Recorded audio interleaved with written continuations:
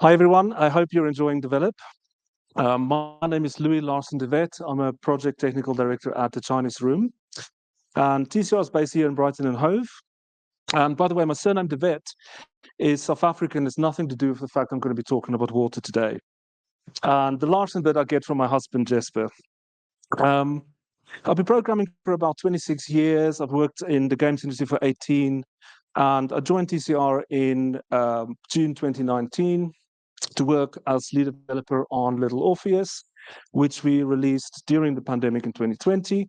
But while we were finishing off Little Orpheus, TCR started working on Project Habitat, which we later on called Still Wakes Deep. So today I want to introduce you to our game Still Wakes Deep. I'm going to talk about the water in the game. I'm going to talk about tentacles, which also includes puppets, which you'll find out later what that means.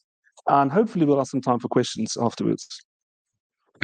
So Still Wakes Deep is a very, very different game from Little Orpheus. It's a first-person narrative horror game that takes place on an oil rig in the North Sea, circa 1975.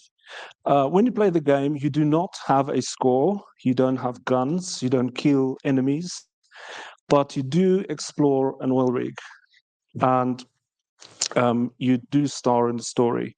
So our sort of key design pillars were star in the story, explore and discover, and face your fears, a bit like what I'm doing today.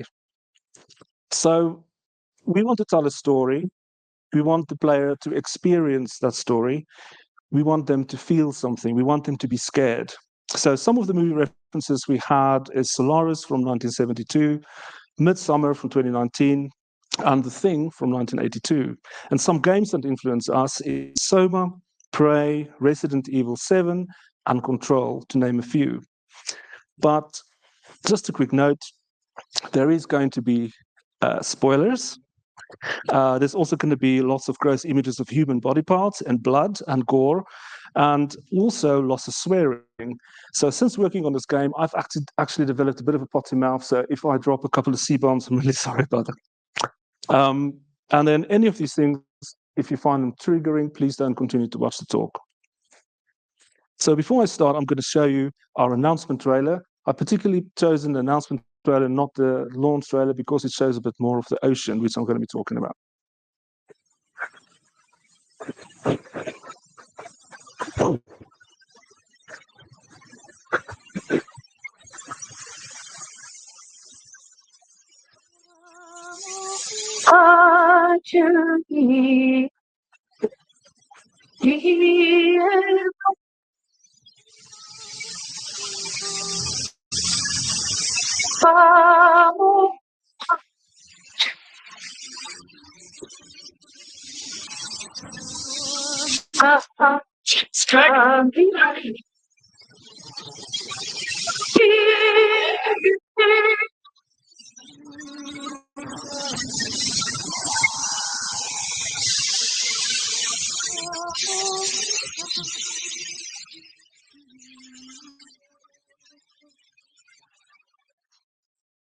Just to note, the game is actually out, and we're very grateful to all the positive sentiment we're seeing from people out there.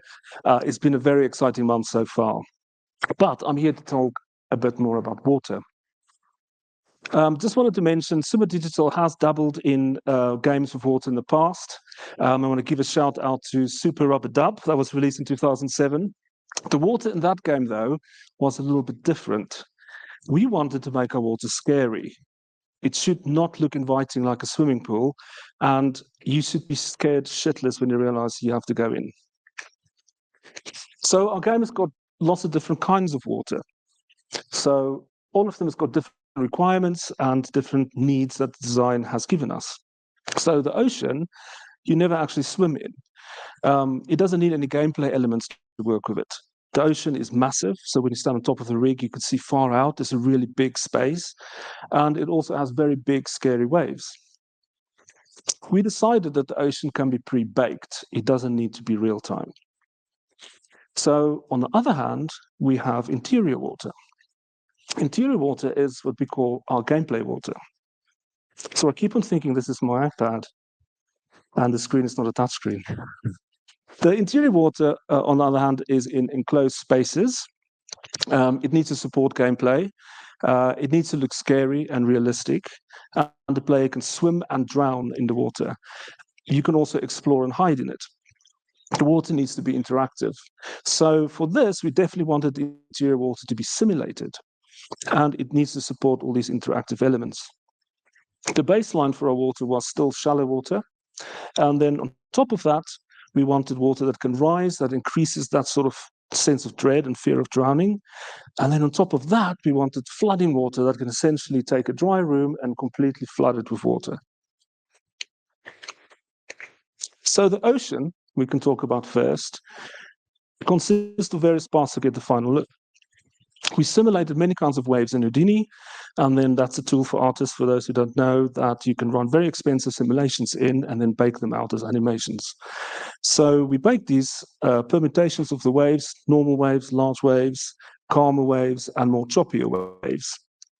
These then were exported as volume textures from Houdini, and this is also nothing new. Horizon Forbidden West uses this. They wanted more breaking waves on the ocean, whereas we wanted deep ocean waves. These volume textures would then essentially supply us with the displacement encoded in slices in the volume texture. We used Epic single layer water shader and then essentially input the volume texture, which will then read and render out the displacements on the surface. But it also had a tiling effect. So I mentioned earlier, standing on top of the rig and looking out on the ocean, you can see the tiles very clearly. So we introduced basically phased noise, which essentially gives a slight time offsets on the tiles to hide that tiling effect. We also added a blend with a secondary wave. And then we added a third wave called the Gersner wave, which gives you that swell of the ocean. And that's also the bit that makes you sick. And then we added a foam layer. And essentially the foam, we basically calculate the pinch of the waves. This is where the derivatives are really steep. And then we create little foam bits there. And we also have VFX splashes and mist and things like that on the crest. And this is Why do you have the final. Christ. Oh, fuck! Jeez. Well done. Beast. Ah, you bastard.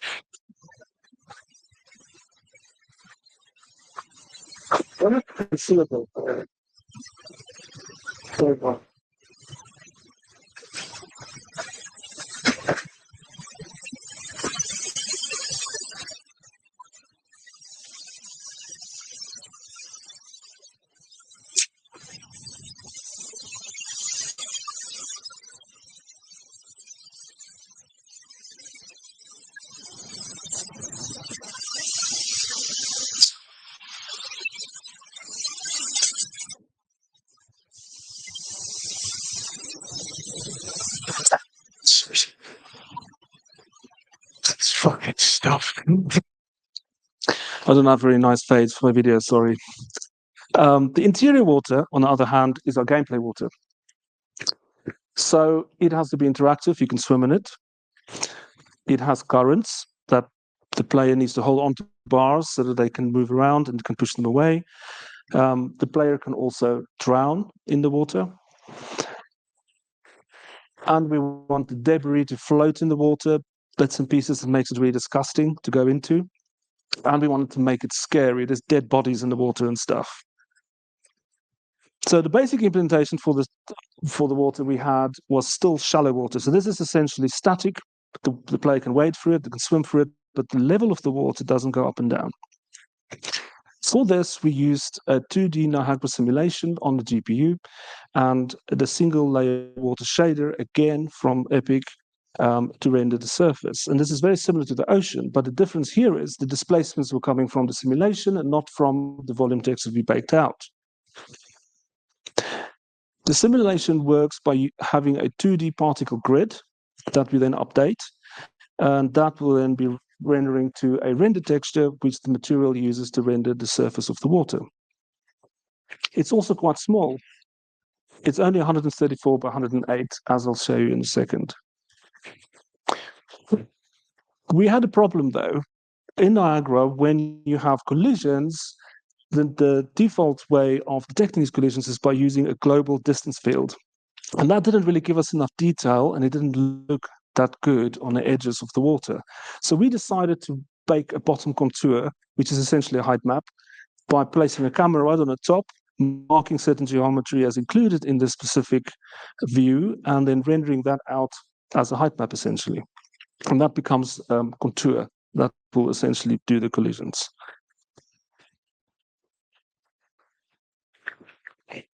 So here you can see the contour geometry again with no water in there. And here you can see it's actually quite a small texture that it baked out.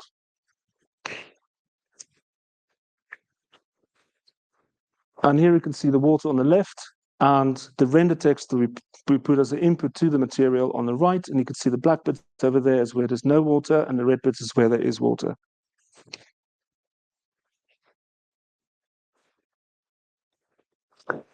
So obviously, this is the surface of the water. What happens when you go under the water? So this is just a simple mesh, so there's going to be nothing there. So the way we got around that is we create a 3D volume. We detect when the player is underneath the water, and then we switch on fog, post-processing, and particle systems, particularly for things like debris and junk floating in the water, but also bubbles and various other things. We also added some gameplay systems, which is essentially currents, and this will apply forces to the player and then move them along as if the water is, pushing them in a direction. And I've also got a gameplay video to show you how the final look. Again, it's very dark, isn't it?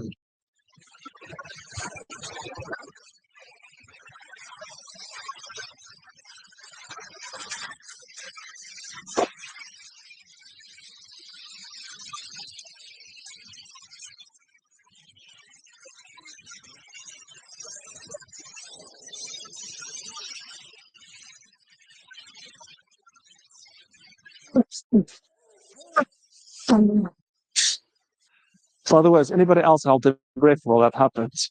They were testing those underwater bits with me because I kept on holding my breath and got stressed out. So now we've got the rising water. So we essentially used the same sim, but we added some more systems to add to it. We added pumps that will drive the water level up and down. So we essentially have a master pump that controls the level, and then we've got other pumps that can help add displacement to the surface of the water so you can see something's moving. We can control various parameters on the pump, like the strength, the direction, or the flow profile, adding little waves. As mentioned before, our interior water is our gameplay water, so we essentially need designers to control it. So they need to play animations on these pumps and change various parameters.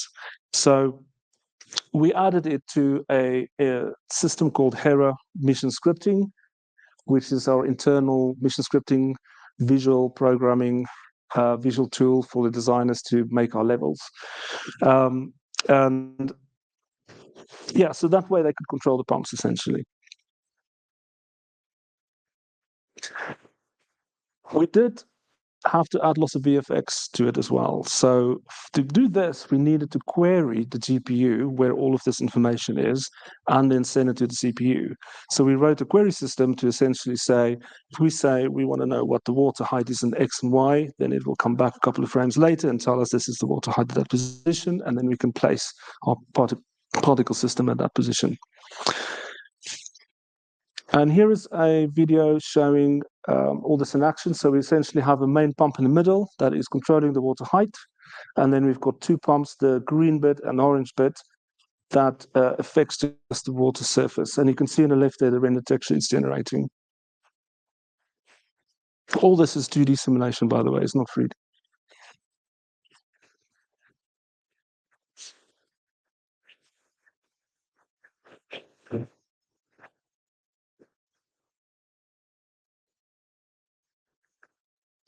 And this video is the same system running, but I've got a bit of water coming down here, and I've got a splash that follows the surface of the water as it goes up, and that uses the query system.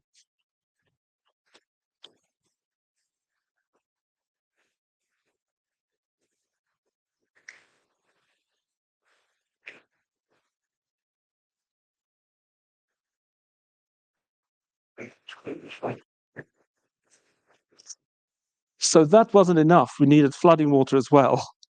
So this was quite a challenge, and by far the most complicated bit.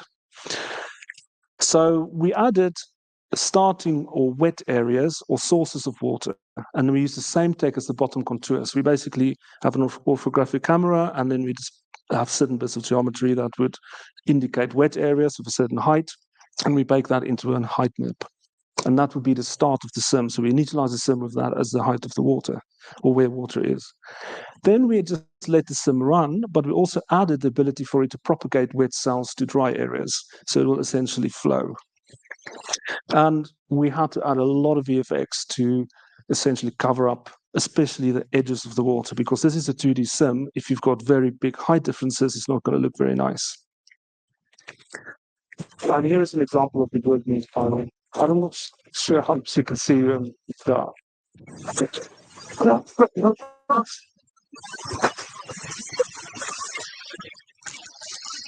This is also a common expression in Laravel.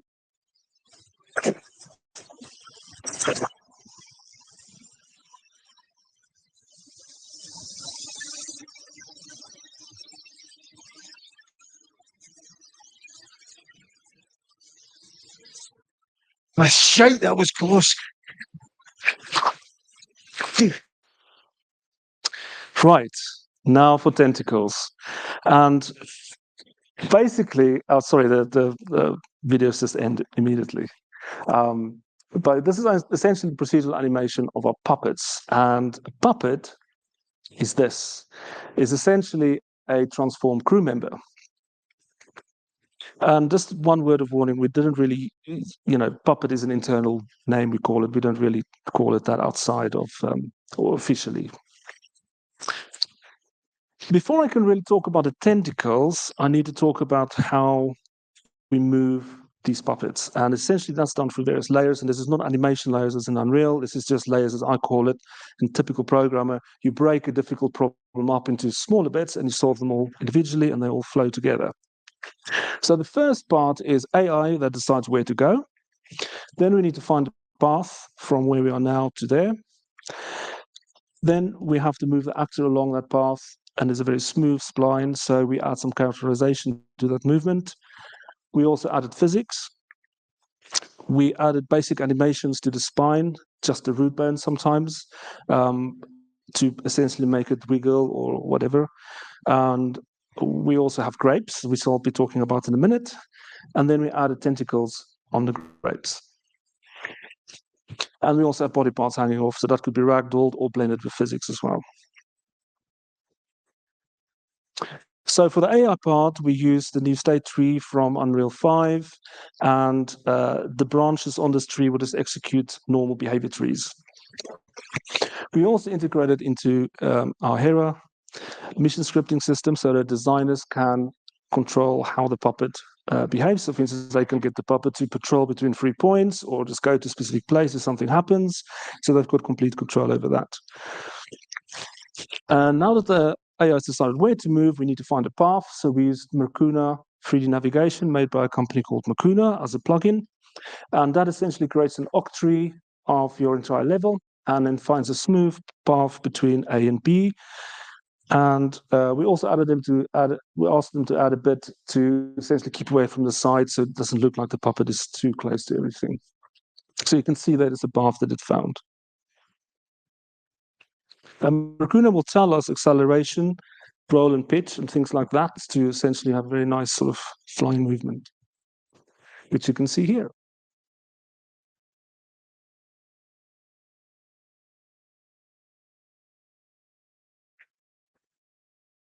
But as you can see, that's very smooth. It's like a spaceship flying through space. It doesn't look like a very scary monster. So we had to add characterization to that movement. And essentially, it's just a curve. And it's a velocity scalar curve, which essentially modifies that velocity that the puppet's moving by basically speeding it up or slowing it down. We also So sorry, that's the movement curve, and that essentially is lurching. It looks like lurching. We also added idle movements or other animations to the root bone to basically make it, wag its tail or do various things while it's moving.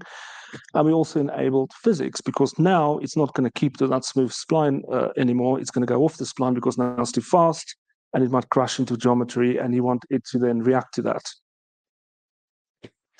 And there's the same movement, but with all the characteristics enabled. So it looks like it's a bit drunk now.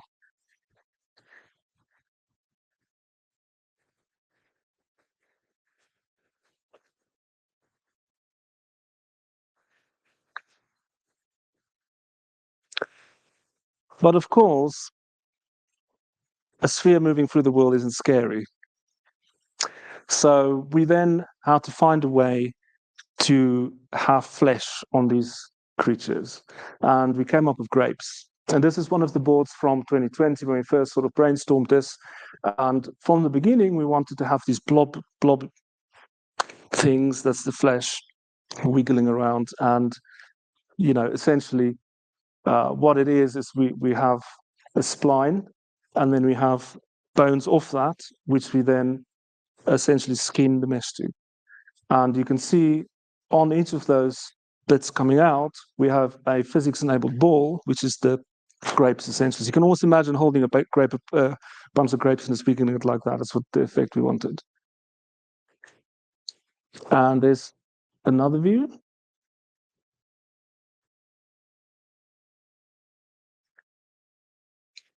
And so Tentacles essentially comes off these grapes. This is essentially where they are shot from.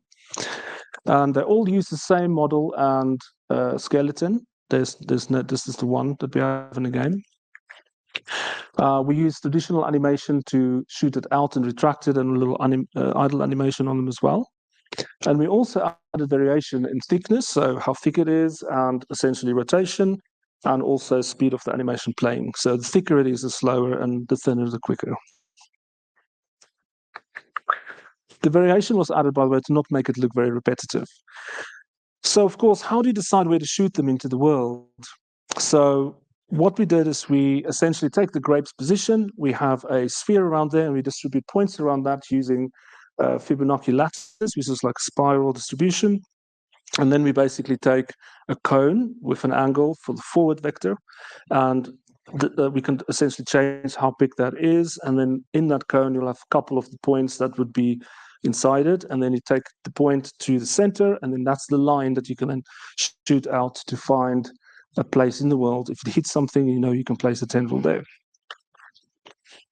So we also used control rig to aim and stretch the tentacle to essentially then play the animation on top of that.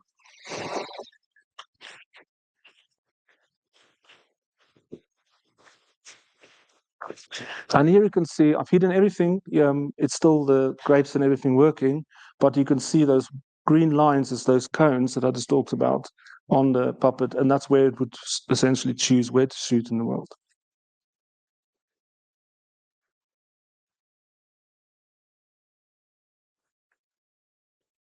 And of course, once it hits the point, you wanted to have some VFX and some audio.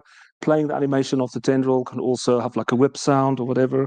There's other things going in to make it look good. But one thing we found is to have completely random shooting of the tendrils gave us this disconnect between the body of the puppet and the tendrils and the movement. It didn't really look right. It looked like a robot. And there was just something missing. So we ended up looking to nature, and we find a rhythm. We decided that, you almost want something that goes like that. What we did is we just used the DAW. I don't know if anybody makes their own music, but essentially electronic music, they'll have notes that essentially is a time that it plays, and you then have some notes as the movement. So that will essentially be the characterization of that curve that I showed, which is the green bits. And then the purple bits is shooting out tendrils. So there'll be 4 tendrils for every one of those notes, and you can essentially change how long they are, how quick the animation plays, and you can essentially create this rhythm and associate the movement with the shooting of the tendrils. So essentially, you get this situation where you move, shoot tendrils, and then move again, and then retract and shoot. And you just keep on repeating that.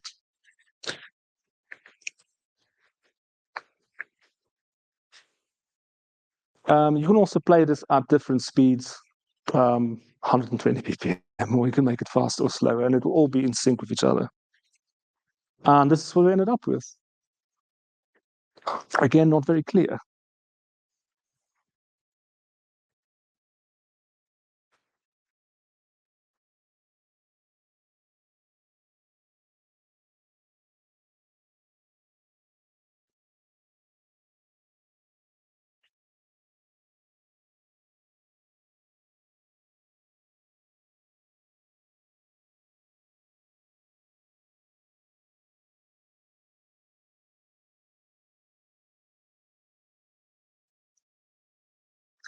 And I have got a little video here of how it all came together. This is Adair, which is one of our puppets that you get to know very well in the game.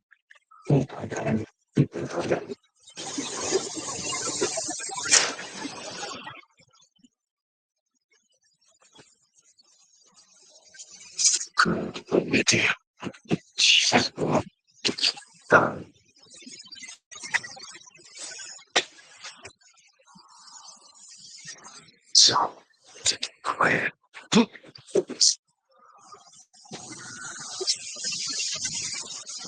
Yeah.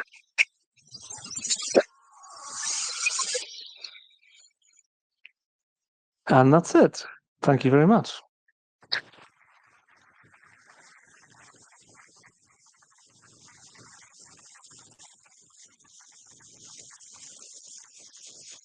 So I think we do have some time for questions.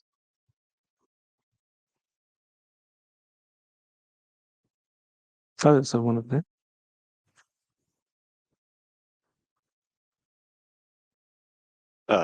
Thank you so much for the talk and also for the game. I enjoyed it a lot. My question would be, there is a place later on in the game where you have to dive into oil. And I can't remember if there's also rising oil. And my question would be, how easy is it to tweak your system to also reflect other viscosity like oil or any other fluids?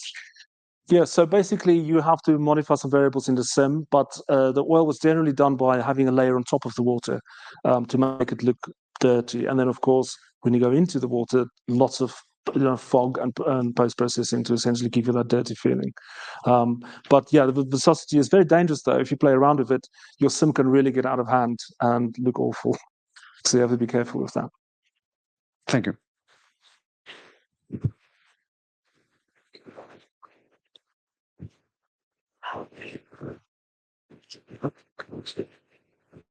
Hey, thank you very much. It was a fascinating talk.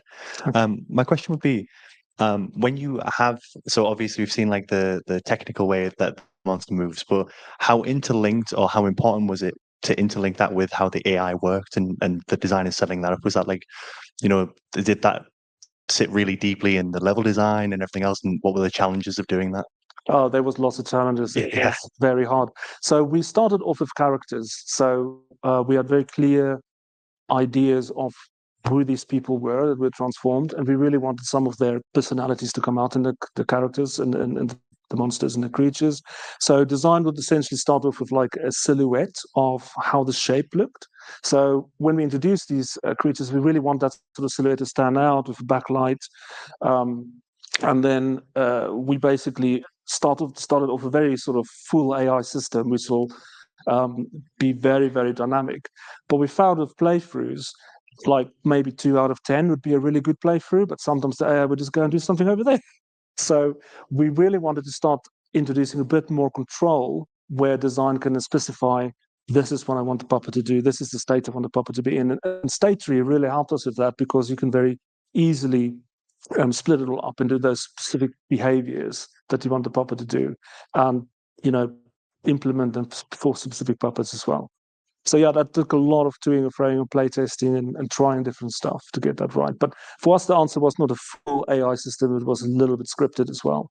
Particularly, one example that came up earlier when we were talking to someone was with one of our puppets. You basically run away, and then you have to go through a really thin area to get away from it, and we didn't even know the puppet can go there. And then when they look back, there's this puppet at this entrance trying to get to you.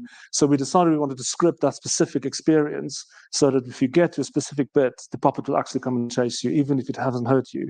And that sort of helped us to really put everything together. So it was a nice mix of curation as well. Yes. Okay, awesome. Definitely. Thank you. But we'll do the gameplay, we'll have playthroughs, and then we pick the bits that worked for us, and then we'll try and recreate that. Awesome. Thanks.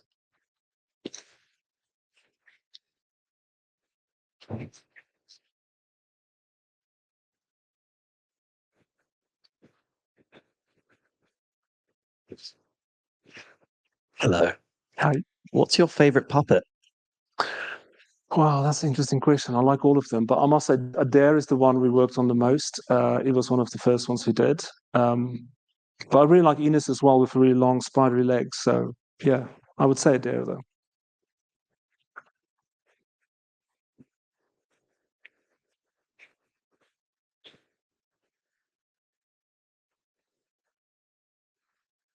I think, oh, there's one more there. Me again. Was there any sort of environmental interaction as well built in so that they could move or do anything in the environment? And how did that work with setting it up as well? Yes, we definitely have that. So the puppet can essentially open doors. The puppet can rattle things, particularly when you're hiding away. We wanted to have some metal bits that it can just rip off, and the sort of whole sort of just survive by the skin of your teeth. Like really just about was a feeling we wanted to sort of really recreate. But the problem of ripping things off, putting it in a level, is that the player can get stuck. And we didn't really want that, so we ended up not going with that. The puppet can open doors though, so if you're in a hidey hole, sometimes it can open the doors next to you. Okay, thanks.